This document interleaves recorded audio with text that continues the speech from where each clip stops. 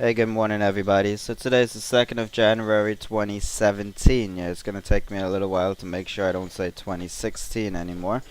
But here we are in 2017, and let's see if we can get some trade ideas for this short week.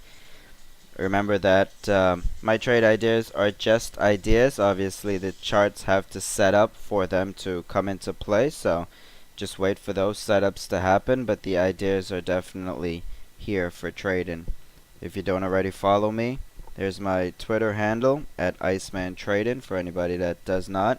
And if you do want to be a part of Iceman Trading Academy coming into 2017, please shoot me an email or a direct message and we'll take care of you from there. So let's run into some of the chart names that we're looking at for this week. I'm looking at Icpt here down at the bottom. There's a couple of interesting things going on. We did have a chatter come in a couple days ago, and the chart is holding an uptrend here. So what I'd like to see is, obviously, I'd like to see the chart set up. For me right now, I don't mind playing the base of this uptrend here, as the chart is making higher lows. So if the chart was to come back and retest this base here, I don't mind taking a long shot at it, obviously risking down to this level down here. But if the chart breaks over the top, then obviously it's a go. It's an automatic buy then if it breaks over the high. But for me, I don't mind playing down at the bottom here at the 105.50 range with a reasonable stop, obviously. And if I was to play down at the bottom here and the chart continued to go up, I would try to see if I can hold it for a possible breakout here and then an add into that trade. So Icpt is definitely something that I'll be looking at coming into this week. Next on the list is SAGE. Chart's got a nice continuation move here going on with a MACD that seems like it's almost about to cross over. A little increased volume, 813 crossover over the 50 EMA. So I'll be bullish on this one. Obviously, I would need a pullback on it right into some sort of a support range, which sits right about here. So we do have a couple areas here that the chart have pinned before, and so a pullback to even $50.15 doesn't seem unreasonable here, with a risk obviously to the 13 EMA. So for right now, it's definitely something that I'll be looking at for a continuation to the upside. KMB. So chart broke the uptrend here. Chart was making a nice little higher low succession, broke the uptrend with some volume to the downside. Now the indicators have also reset and would allow for the chart to come down a little bit further on. So what I'd be looking for in KMB is I'd be looking for a pushback up, probably retest somewhere around 114.60s, 114.70s, somewhere around there. And then I'd be looking for a short on it, obviously risking the uptrend. You do also have the 50 EMA that the chart has proven to not like recently, and that remains above you. So once that's above you, you can use that for an ultimate stop on the short side. Yum Brand. Similar little setup here like that KMB before. The only thing is that this chart still remains above the uptrend. So as it stays above the uptrend with stochastics getting a little bit oversold here, I wouldn't mind testing this base here at the $63 level, and obviously with a tight stop, because if it broke the uptrend, then I'd like to reverse the trade and play it on the short side. The trade does have a gap down into this range here. The chart, sorry, has a gap down lower. So if it was to break there at the 63 with a tight stop on the long side testing the uptrend, then you know that to the downside you have a couple points to the downside if you were to reverse it. So you take a quick loss on the long side if it doesn't hold, and then you flip it on the short side. Adsk. Okay, so this chart have proven before to have a couple areas of support at the 50 EMA. It's done it over here before, it's done it over here before, and it's done it over here. So I'm not saying that it will hold the fourth time around, but it have proven in the past to have an area of support into this range. So I do like it into this range for a possible support.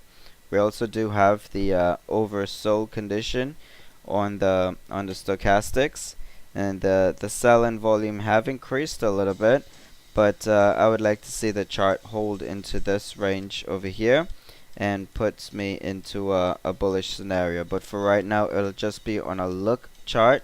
It'll have to just be monitored because there isn't any reversal signals here yet. A close back over the 50 EMA and a wrist obviously down to the low would give you a setup for a possible reversal. For right now, it's nothing else than a side chart look, but can obviously provide a nice little upside if the chart was to hold that 50 EMA.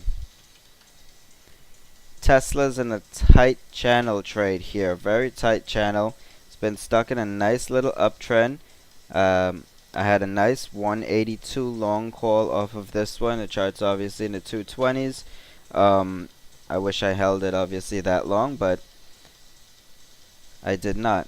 So here's the uptrend that the chart's in right now. Being that the chart is in an uptrend still, it still has to be obviously respected for that. So I'm neither long or short here, but I'll be looking at this channel break either to the upside or to the downside for a trade. If it breaks to the downside, it could have a really nice move all the way back down to the 200 and to the $200 level, and that could be very interesting obviously on the short side. So I'm more so hanging on the short side, but I don't have a position yet until it breaks that uptrend.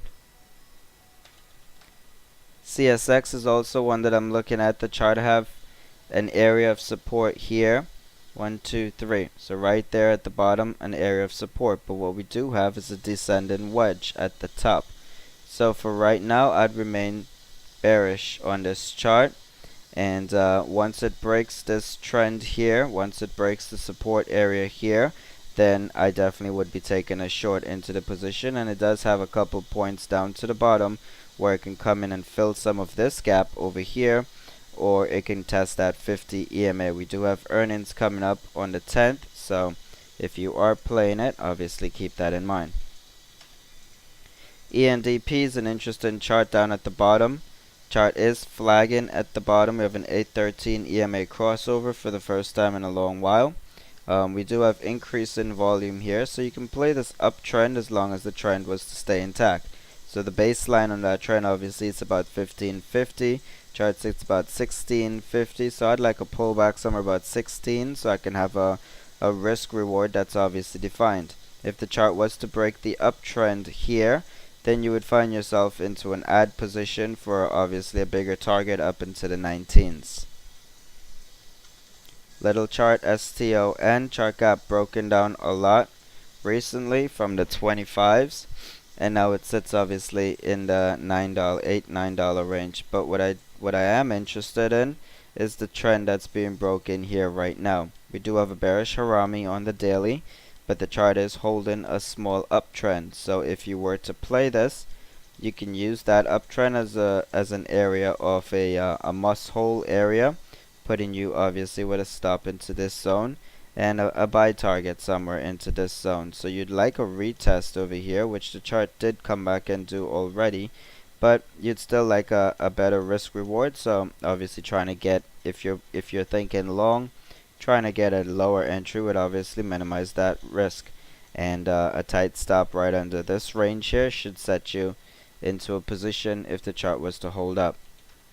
Last on the list is X. I feel like the steel charts and the steel names have broken down a little bit and are going to continue to the downside. So what I'd like to see on X is obviously I'd like to see the chart retrace some and bring us back up into this about $34 range, hit some resistance from the areas of support, and then I'd like to take it to the downside. I feel like we can get the chart a lot lower, probably even to break the 30s. So I'd be looking at X for a possible short area.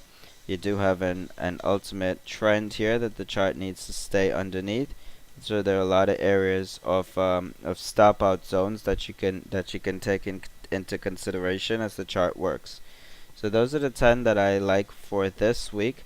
There'll obviously be a lot more coming up into the new year, and as they come, we'll play them we'll play them as they come along. But for right now, those are the main ones that I have up on my side charts that I'll be monitoring into this week.